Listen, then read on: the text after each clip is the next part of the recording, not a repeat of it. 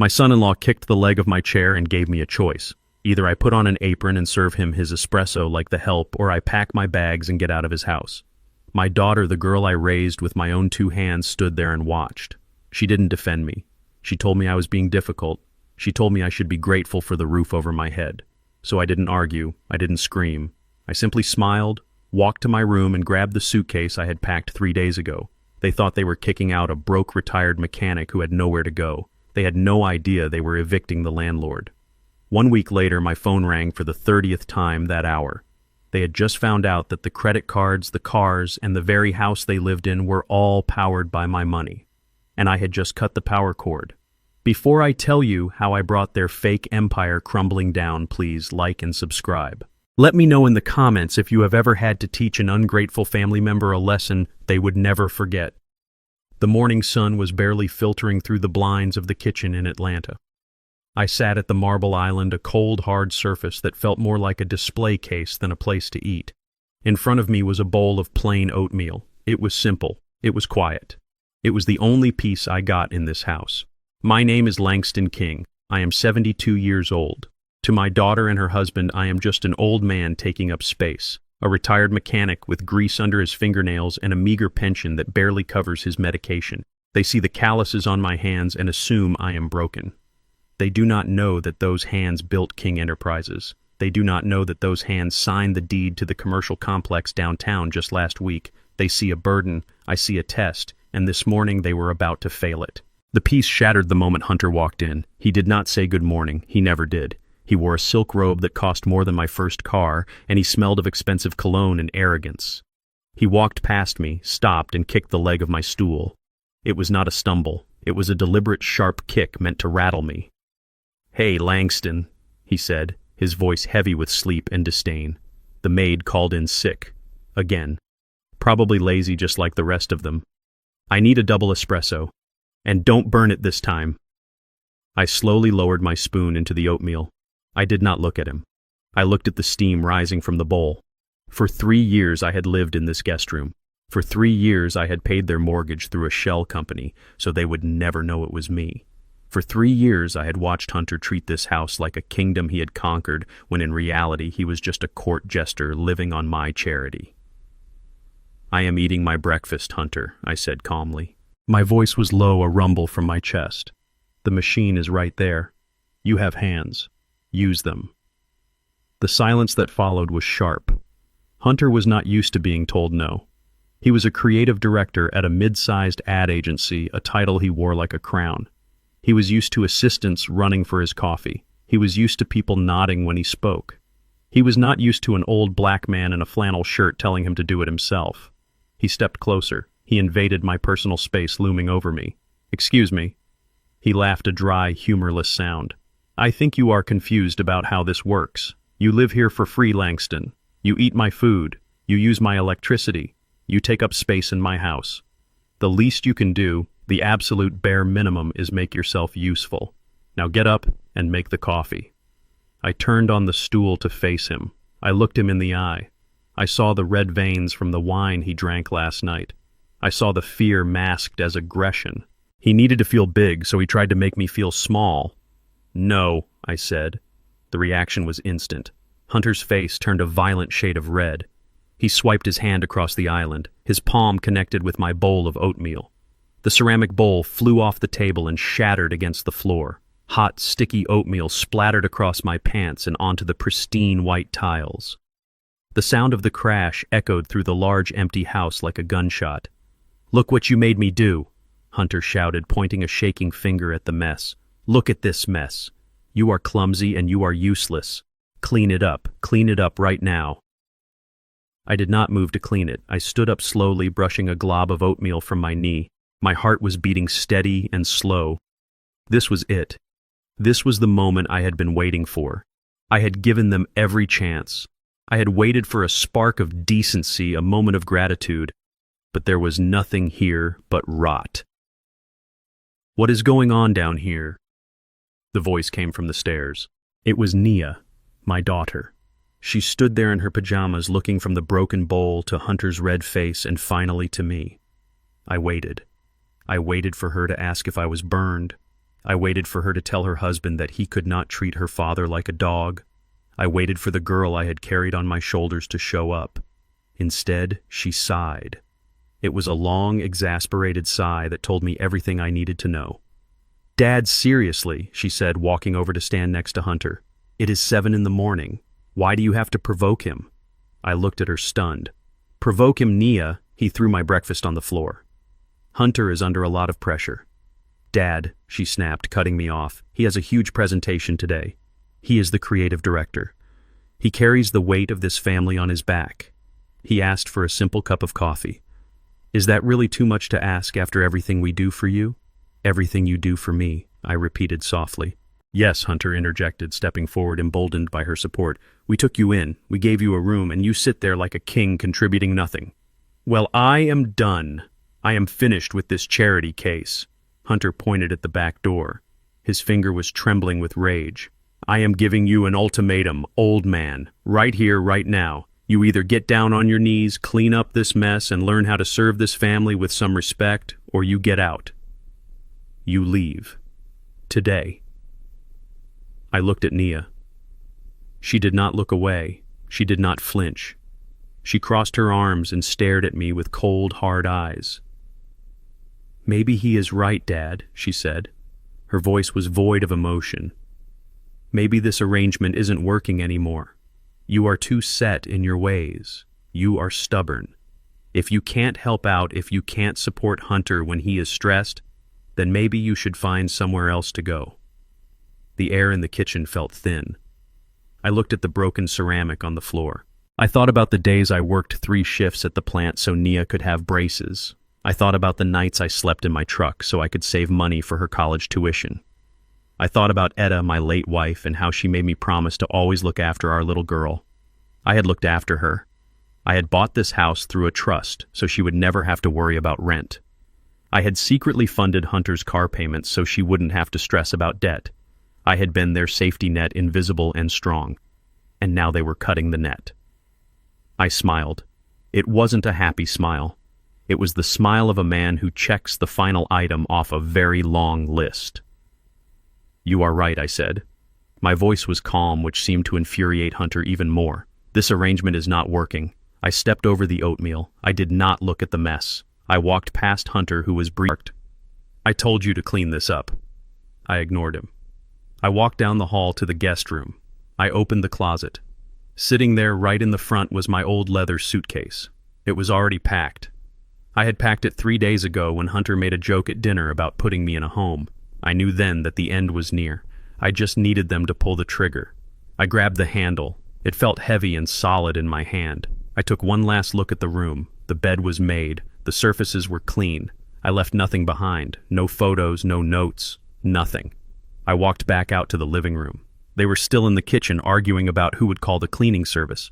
They didn't even hear me walk to the front door. I opened the heavy oak door and stepped out into the morning air. It was crisp and cold. I walked down the driveway, the wheels of my suitcase clicking rhythmically against the pavement. I did not look back at the house. It was a beautiful house. I remembered signing the check for it. I remembered telling the lawyer to put it in a trust for Nia contingent on her good behavior and care for her father. I reached the end of the driveway and stopped. I pulled my phone from my pocket. I saw a text from Nia. "Don't come back until you're ready to apologize." I chuckled. I deleted the message. Then I dialed a number I had on speed dial. "Mr. Wallace," I said into the phone. "Yes, Mr. King," the lawyer answered instantly. "Initiate phase 1, I said. "Cut them off, cancel the cards, revoke the housing privileges, and send the car around. I am done playing the poor relation." I stood on the curb waiting. Behind me inside the house, I knew Hunter was probably pouring himself a drink, celebrating his victory. He thought he had won. He thought he had cleared out the trash. He had no idea that he had just evicted his only source of income. He had no idea that the man walking away with a battered suitcase was the only thing standing between him and total ruin. A sleek black Lincoln Town car turned the corner and glided toward me. The driver, a man who had worked for me for 20 years, stepped out and opened the back door. "Good morning, Mr. King," he said. "Where to?"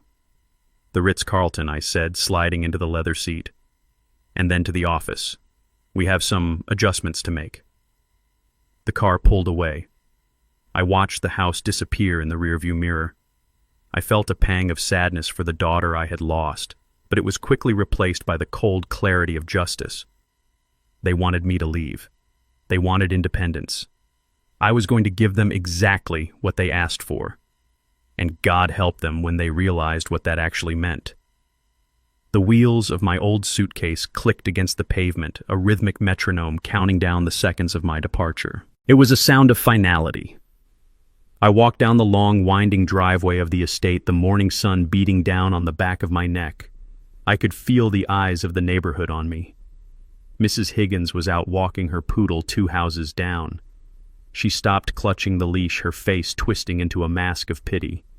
I knew what she was thinking. Poor old Langston. Kicked out again. Probably going to a shelter or a state home. She gave me a small, sad wave, the kind you give to a stray dog you have no intention of feeding. I nodded back, keeping my head low, my shoulders hunched. I played the part of the defeated, broken old man one last time. It was a role I had perfected over 3 years, a camouflage that allowed me to see who people really were when they thought I had nothing to offer. I did not want to break character just yet. The humiliation was part of the fuel I needed for what was to come. I felt a burning sensation on my back and stopped. I didn't have to turn around to know who it was, but I did anyway. I needed to see it. I needed to etch this image into my mind. Hunter was standing on the second-floor balcony of the master bedroom. He was leaning against the railing, holding a steaming mug of coffee, the coffee I had refused to make. He wasn't just watching me leave. He was enjoying it. He raised the mug and a mock toast, a smug, self-satisfied grin plastered across his face.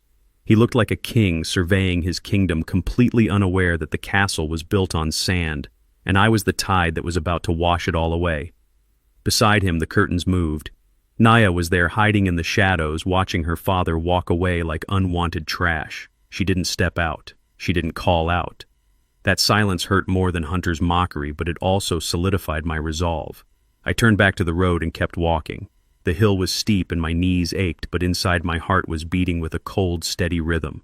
I walked past the security gate, past the guard who barely glanced up from his phone, and turned the corner onto the main avenue where the large oak trees provided the cover I needed. The moment I stepped out of the line of sight of the house, the transformation began. The slump in my shoulders vanished. My spine straightened. The weary shuffle in my step was replaced by a confident, purposeful stride. I was no longer Langston the burden. I was Langston the architect. I checked my watch. 3:21. As if summoned by the thought, a sleek black Lincoln Town car turned the corner and glided toward me. It moved with the silent grace of a predator. The windows were tinted so dark they reflected the world back at itself, hiding the power within. The car pulled up to the curb and the rear door opened before the wheels had even fully stopped rolling. Thomas, my driver for 25 years, stepped out. He was an imposing man in an immaculately tailored suit, a stark contrast to my flannel shirt and worn jeans. He took the battered suitcase from my hand with the reverence of someone handling a briefcase full of gold bars. "Good morning, Chairman King," he said, his voice low and filled with professional respect. "Welcome back, sir." I slid into the back seat of the Lincoln. The heavy door closed with a solid thud, sealing out the heat, the noise, and the humiliation of the last hour. The air conditioning was set to my exact preference. The smell of premium leather filled my nose, replacing the scent of burnt oatmeal and ingratitude. I exhaled a long breath, letting the tension of the character I had been playing drain away. I pulled a bottle of water from the center console and took a sip. Then I reached into my jacket pocket and pulled out a secure satellite phone. There was only one number I needed to call. I dialed Wallace. He picked up on the first ring, as I knew he would. "It is done," I said. My voice was no longer the soft, apologetic rumble of a grandfather walking on eggshells. It was the voice that had negotiated multi-million-dollar mergers. It was the voice of command. Mr. King, Wallace replied instantly. "Are you safe? I am in the car," I said. "Initiate phase 1. Cut the milk supply. I want every credit card, every auto payment, every hidden transfer linked to that house frozen immediately. I want to see how the creative director manages his empire when he has to pay for it with his own money." "Understood," Sir Wallace said. His tone was sharp, efficient. The scorched earth protocol is in effect. We are severing the financial umbilical cord as we speak. I hung up the phone and leaned back into the leather seat. I watched the suburban streets roll by through the tinted glass. They looked peaceful, quiet. But I knew that in a few days a storm was going to break over that house on the hill. A storm entirely of my making. 20 minutes later, the car pulled up to the entrance of the Ritz-Carlton in the city center. I did not have to go to the front desk. The general manager was waiting at the curb looking anxious. He opened my door personally. "Mr. King," he said, bowing slightly. "We were not expecting you, sir. Is everything all right? We have the presidential suite prepared, of course." "Everything is fine," I said, walking past him without breaking stride. "I just need a base of operations. And send up a bottle of the 1982 Bordeaux from my private cellar. I have a feeling I will be celebrating soon."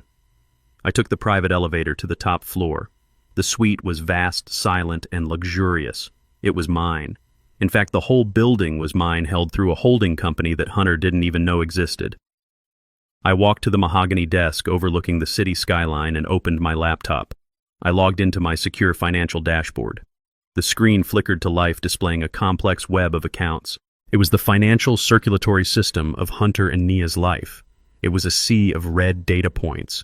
The mortgage payments, the car leases for the Rover and the Porsche, the country club membership, the platinum credit cards. Every single aspect of their lavish lifestyle was linked to accounts funded by me. They thought they were living on Hunter's genius salary. They had no idea his salary barely covered the interest on his student loans. I stared at the screen. I saw the notifications popping up. Pending charge for a brunch reservation. Pending charge for a designer handbag. Pending auto draft for the electricity bill. I thought about Nia as a little girl holding my hand. I thought about Hunter screaming at me to clean up the mess he made. I thought about the ultimatum. With a single deliberate motion, I moved the cursor to the master control button labeled Terminate Links. I didn't hesitate. I pressed the button. The screen flashed. Authorization accepted. One by one, the green link icons turned gray and then disconnected. The flow of money stopped instantly. I leaned back in the chair and took a deep breath. I looked out at the city below. The sun was shining, but for Hunter and Nia, the long, cold winter had just begun. I was no longer their father or their father-in-law. I looked out at the city below. The sun was shining, but for Hunter and Nia, the long, cold winter had just begun. I was no longer their father or their father-in-law. I was the bank. And the bank was now closed. 1 week had passed since I walked out of the driveway with my life packed into a single suitcase. 7 days of silence. 7 days of watching the digital readouts on my laptop screen as Hunter and Nia continued to live their lives as if I had never existed. They burned through electricity. They ordered gourmet deliveries. They shopped online. They were celebrating their newfound freedom from the grumpy old man who ruined the aesthetic of their living room. But tonight was the night the bill would finally come due. Hunter had organized a dinner at the Gilded Fork, the most exclusive and ostentatiously expensive restaurant in Atlanta. He was meeting with Marcus Thorne, a potential investor he had been chasing for months. Hunter needed capital to save his floundering ad agency, although he would never admit it was floundering. To him, it was simply pre-expansion. I sat in the darkened living room of my hotel suite, the blue light of my laptop illuminating my face. I had access to the restaurant's reservation system through the hospitality group I owned. I saw the table they were seated at. Table 4, center of the room, to be seen. I saw the order ticket update in real time. Hunter had just ordered a bottle of Screaming Eagle Cabernet, $5,000. I took a sip of my own tea and waited. Hunter leaned back in the plush velvet chair, swirling the dark red wine in his crystal glass. He looked the part of the tycoon he pretended to be. He was wearing a bespoke suit that cost $3,000 a suit, paid for by a credit card that was silently linked to my investment dividends. Across from him sat Marcus Thorne, a man who actually possessed the wealth Hunter only pantomimed. Thorne looked unimpressed, checking his watch as Hunter launched into another monologue about his vision. "You have to understand," Marcus Hunter said, his voice loud enough to carry to the neighboring tables. "My agency isn't just about ads. It is about cultural architecture. We are building empires. I have personally financed the entire operation. No loans, no handouts, just pure grit and capital." Nia sat beside him, nodding enthusiastically. She wore a diamond necklace I had bought her for her 30th birthday, though she told her friends Hunter had bought it. She looked radiant, completely unaware that she was sitting on a trapdoor that had already been unlatched. We even trimmed the fat at home recently, Hunter continued laughing dismissively. We had some dead weight living in the guest room. My father-in-law. Nice guy, but zero ambition. Just a drain on resources. We finally had to let him go. You know how it is. You have to surround yourself with excellence to be excellent. Thorne raised an eyebrow but said nothing. He took a sip of the $5,000 wine. Hunter beamed, mistaking the silence for admiration. He signaled the waiter with a snap of his fingers, a gesture so arrogant it made my skin crawl even from miles away. "Check, please," Hunter announced, "and add a 20% tip. We take care of the people who serve us."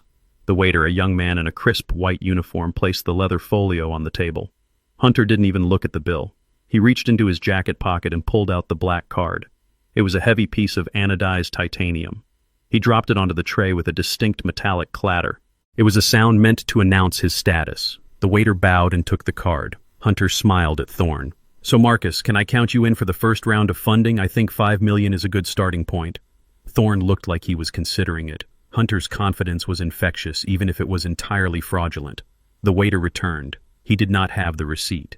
He held the black titanium card between two fingers as if it were a contaminated object. He leaned down, whispering, but in the quiet hum of the fine dining room, the whisper carried like a scream. "I apologize, sir." The card was declined. Hunter laughed. It was a nervous, high-pitched sound. "That is impossible," he said, loud enough for the table next to them to turn around. "That card has no limit. Run it again. You probably chipped the chip or something." "I ran it 3 times, sir," the waiter said, his voice devoid of emotion. "The issuer has placed a hard lock on the account. Code 001. Fraud protection or insufficient collateral." Hunter's face went from flush to pale in a second. He snatched the card back. "Here," he said, fumbling for his wallet. He pulled out a platinum visa. "Try this one. It is my business account." The waiter took it and walked away. Naya reached out and touched Hunter's arm. "Hunter, what is going on?" she hissed. "Nothing, babe," Hunter snapped, sweat beading on his forehead. "Just a banking glitch. You know how these algorithms get when you make big purchases." The waiter returned faster this time. He didn't even lean in. "Decline, sir." The silence at the table was absolute. Marcus Thorne placed his napkin on the table. He didn't look angry. He looked bored. He looked like a man who had just realized he was having dinner with a child playing dress-up. Hunter, sweating profusely, now turned to Nia. "Give me your card," he demanded. "The joint account." Nia fumbled in her purse, her hands shaking. She pulled out her card and handed it to the waiter. The waiter walked to the terminal station a few feet away. Hunter watched him. Naya watched him. Thorne watched Hunter. I watched the screen on my laptop. The notification flashed. Attempted transaction 5 or $640. Status rejected. Source terminated. The waiter came back. He didn't say a word. He just shook his head and placed Naya's card on the table next to Hunter's useless titanium rectangle. "Is this a joke?" Hunter shouted, standing up. "Do you know who I am? I am going to sue this restaurant. I am going to buy this building and fire you." "Sit down," Marcus Thorne said. His voice was quiet, but it commanded immediate obedience. Hunter sat. Thorne pulled out a simple, worn leather wallet. He removed a card and handed it to the waiter. "I will cover the bill," Thorne said. "No, Marcus, please." Hunter stammered. "It is just a mix-up. I can transfer the money. I have the funds." Thorne stood up. He buttoned his jacket. He looked down at Hunter with a mixture of pity and disgust that was far worse than anger. Hunter Thorne said, cold and smooth, "You talked for 2 hours about independence and capital, yet you cannot pay for the wine you ordered. I do not do business with people who live in fantasies. Do not call my office again." Thorne walked out. He left Hunter and Nia sitting alone at the center table, surrounded by half-eaten food and a bottle of wine that cost more than they now had to their names. The waiter returned with Thorne's receipt. "You need to leave," the waiter said. "We have other guests waiting for this table. Guests who can pay." Hunter grabbed Nia's hand and dragged her out of the restaurant. They didn't wait for the valet. They ran to the parking lot where Hunter's Porsche was parked. They jumped inside the leather seats, no longer feeling like luxury, but like the interior of a cage. Hunter pulled out his phone. His hands were shaking so badly he dropped it twice before he could dial. He put the bank on speakerphone. "Why are my cards declined?" Hunter screamed at the automated voice before a human even picked up. Finally, a representative answered. "Security verification, please," the operator said. Hunter gave his details. He screamed his social security number. "Sir," the operator said calmly, "these cards are supplementary cards issued under a master account held by a Mr. Langston King. The primary account holder has removed all collateral assets and terminated the authorized user privileges. The accounts are closed." Hunter froze. He looked at the phone as if it had turned into a snake. What he whispered. "That is a lie. I pay these bills." "The payments were auto-drafted from a trust account, sir," the operator clarified. "That trust has been revoked. You currently have a zero balance and an outstanding debt of $42,000 that was pending payment." The call ended. Hunter looked at Nia. Nia looked at Hunter. The truth hit them like a physical blow. The cars, the house, the clothes, the dinners. It wasn't Hunter's genius. It wasn't Nia's management. It was Langston. It had always been Langston. "Call him," Hunter screamed. "Call him right now." Nia dialed my number. I watched my phone on the desk. It lit up. Nia calling. I let it ring. It went to voicemail. She called again, and again. Hunter called, then Nia again. 30 missed calls in 10 minutes. I poured myself a glass of the 1982 Bordeaux. It tasted like oak and victory. I picked up the phone, looked at the screen one last time, and pressed the button on the side. Power off.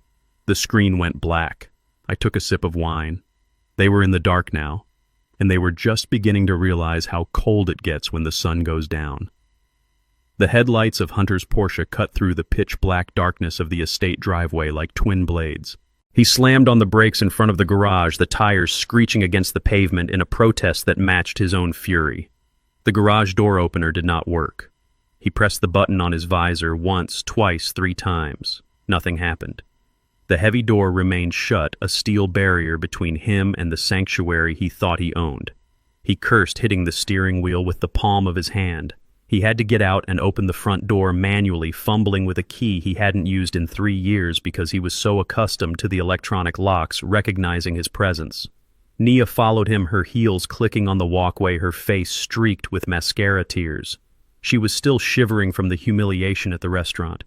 They stepped into the foyer, and Hunter immediately slapped his hand against the wall switch for the grand chandelier. Click. Nothing happened. The house remained swallowed in an oppressive, heavy silence. There was no hum of the refrigerator, no soft glow from the security panel, no ambient noise from the climate control system. The air was already starting to feel stale and warm.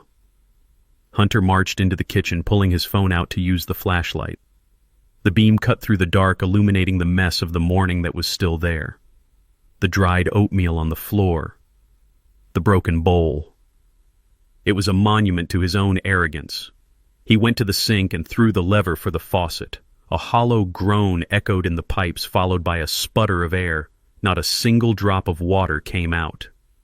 "This is unbelievable," Hunter screamed, his voice cracking in the darkness. "That useless old man. He forgot to pay the bills. That was the one thing he had to do. The one contribution he made to this household was handling the logistics.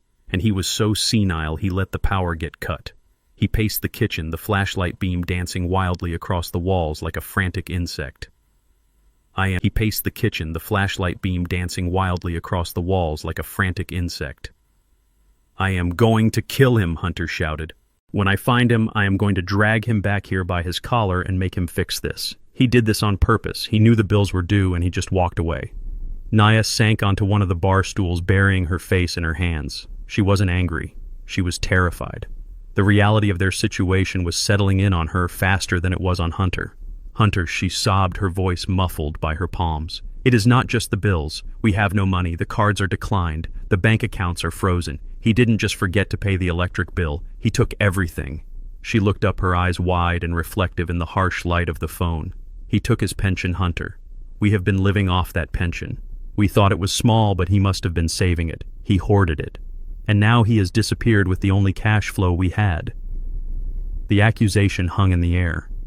They truly believed that my mechanic's pension was what funded their lavish lifestyle. They were so deluded by their own greatness that they couldn't do the math. They couldn't see that a pension wouldn't cover the lease on the Porsche for a single month. But in their minds, I was a miser who had stolen their safety net. They ate dinner by the light of 3 scented candles Nia found in the guest bathroom. It wasn't a romantic candlelight dinner. It was a meal of desperation. The electric stove was dead. The microwave was a brick. They ate cold cuts and cheese directly from the package, tearing at the food with their fingers because they couldn't find clean silverware in the dark. The shadows flickered against the walls, distorting their faces, making them look like the monsters they were becoming. "This is temporary," Hunter said, chewing on a piece of salami with aggressive force. "We just need to find him. We need to find where he is hiding. He can't have gone far. He is a creature of habit." Naya wiped her mouth with the back of her hand. She looked at her husband, the man she had chosen over me, and for the first time, I think she saw his helplessness. "I know where he might be," Nia whispered. Hunter stopped chewing. "Where?" "There is an address," she said. "It comes on his bank statements. I saw it once when I was going through his mail. It is an old apartment complex on the south side, the rough part of town. He probably kept a place there. A bolt hole." Hunter stood up, knocking his chair over in the dark. "Let's go," he commanded. "We are going to get our money back." They piled back into the Porsche. The fuel light was on another blinking red eye of judgment, but they had enough to get across town. Naya navigated her phone battery dying, guiding them away from the manicured lawns of the north side and into the gritty industrial heart of the south side. The streets became narrower. The streetlights were broken. The houses had bars on the windows. Hunter locked the car doors, his eyes darting nervously at the shadows. They pulled up to a brick building that looked like it had stood for 100 years. It was worn but sturdy. It was the kind of place where people worked hard and kept their heads down. "That is it," Nia said, pointing to the number 4B on the mailbox. "That is the address on the statements." Hunter parked the car illegally in front of a fire hydrant. He didn't care. He stormed up the steps, Nia trailing behind him. He pounded on the front door of the complex. There was no buzzer, just a heavy steel door. "Open up, Langston," he shouted. "I know you are in there." A window on the first floor slid open. A large woman with a head wrap looked out. She didn't look scared, she looked annoyed. "Who is making all that racket?" she demanded. "We are looking for Langston," King Hunter barked. "He lives here. Tell him his daughter is here and she wants to talk." The woman squinted at them. She looked at Hunter's suit, which was now wrinkled and stained with sweat. She looked at Nia's tear-streaked face. Then she laughed. It was a deep, belly-shaking laugh. "Langston King?" she asked. "You mean Mr. King?" "Yes," Mr. King, Hunter snapped. The old man. "Where is his apartment? Is it 4B? The woman shook her head, wiping a tear of laughter from her eye. "Honey, Mr. King does not live in 4B. Mr. King owns this building. He owns this whole block. He hasn't lived in an apartment since the 80s. Nia froze. She looked at the building. It was old, yes, but it was large. 12 units, and the woman said he owned the block. "What do you mean he owns it?" Nia stammered. "He is a mechanic."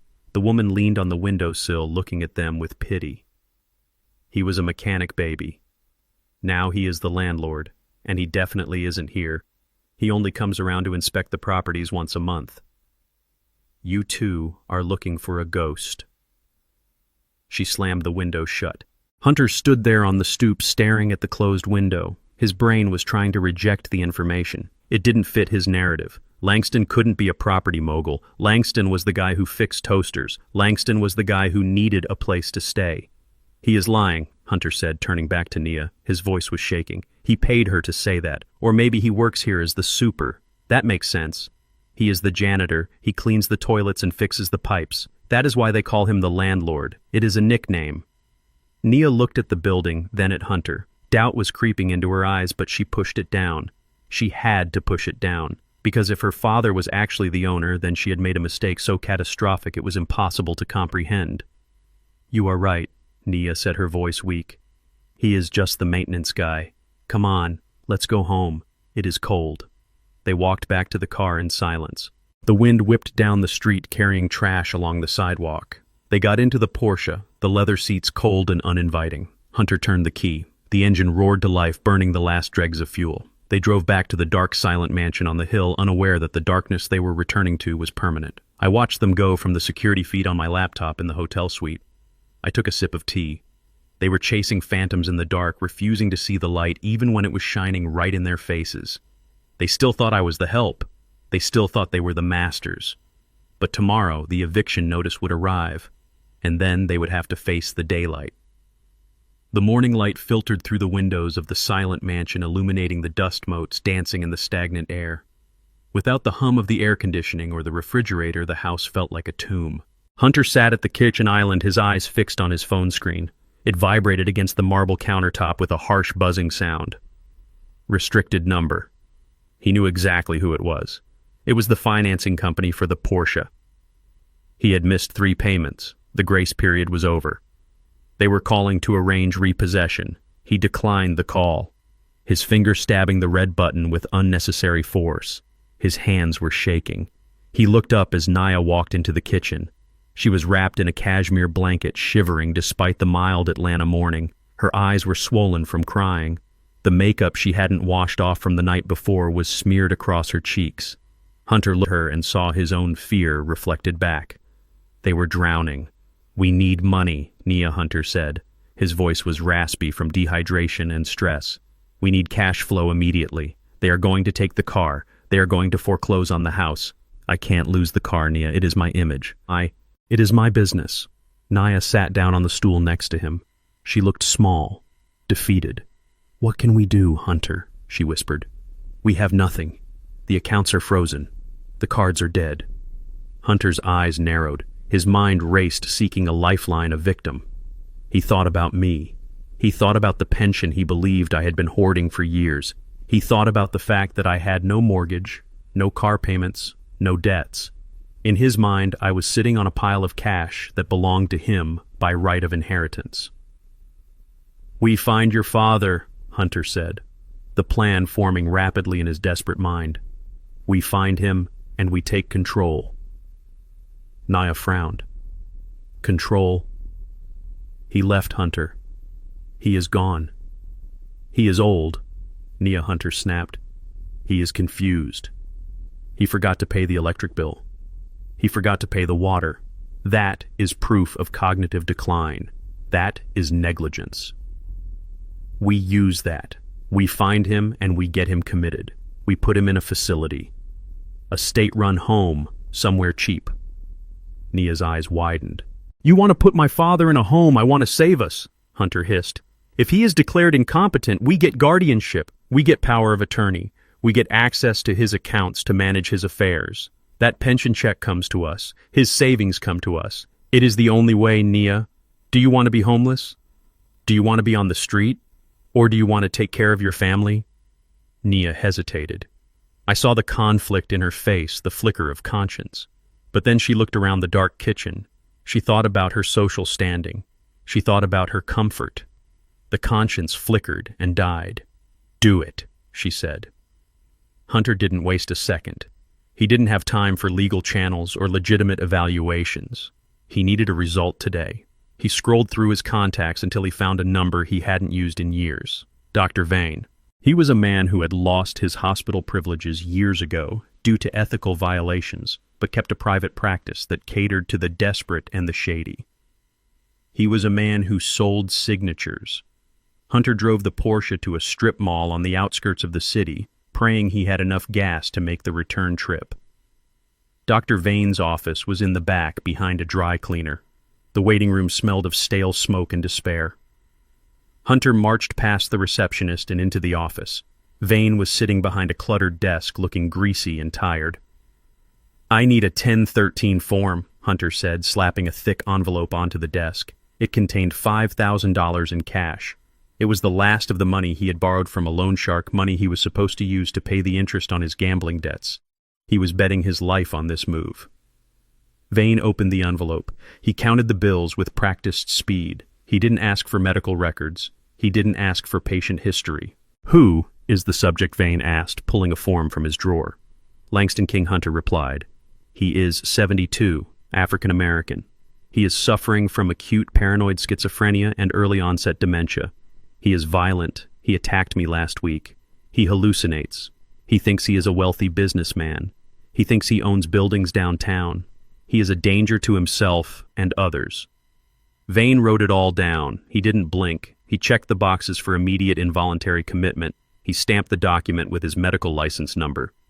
"This gives you emergency custody for 72 hours, Vane said, handing the paper to Hunter. You call the police or a private transport service, show them this, and they will pick him up. Once he is in the system, the courts usually rubber stamp the guardianship. Hunter took the paper. His hands stopped shaking. He smiled. It was a cruel, predatory smile. He held my freedom in his hands. He held the key to my vault. Or so he thought. He walked out of that office feeling like a winner. He had just sold his soul for $5,000 and he thought he got a bargain. At that exact moment, 10 miles away in the gleaming glass tower of Atlanta General Hospital, I was sitting in a very different kind of office. The room was bright, sterile, and commanded a view of the entire city. Across from me sat Dr. Sterling, the chief of neurology. He was a man of unimpeachable reputation. We had spent the last 4 hours conducting the most rigorous psychological and cognitive evaluation modern medicine could offer. I had undergone MRI scans to rule out organic brain disease. I had completed batteries of memory tests, logic puzzles, and personality assessments. I had sat for a 90-minute interview with a panel of 3 psychiatrists. Dr. Sterling closed the thick file on his desk. He took off his reading glasses and looked at me with a mixture of professional admiration and personal respect. "Mr. King," he said. "The results are unequivocal. Your cognitive function is in the 99th percentile for your age group. In fact, your processing speed and recall are superior to many men half your age. There is absolutely no evidence of dementia, Alzheimer's, or any other degenerative condition. You are as sharp as a tack." I nodded, adjusting the cuff of my suit jacket. "I need that in writing, doctor," I said. My voice was steady. "I need a notarized affidavit stating that I am of sound mind, fully capable of managing my own financial and personal affairs, and that any claims to the contrary are medically unfounded." Dr. Sterling pressed the intercom button on his desk. "Send the notary in, please," he said. 5 minutes later, I walked out of the hospital. I held a document in my hand that was more powerful than any weapon.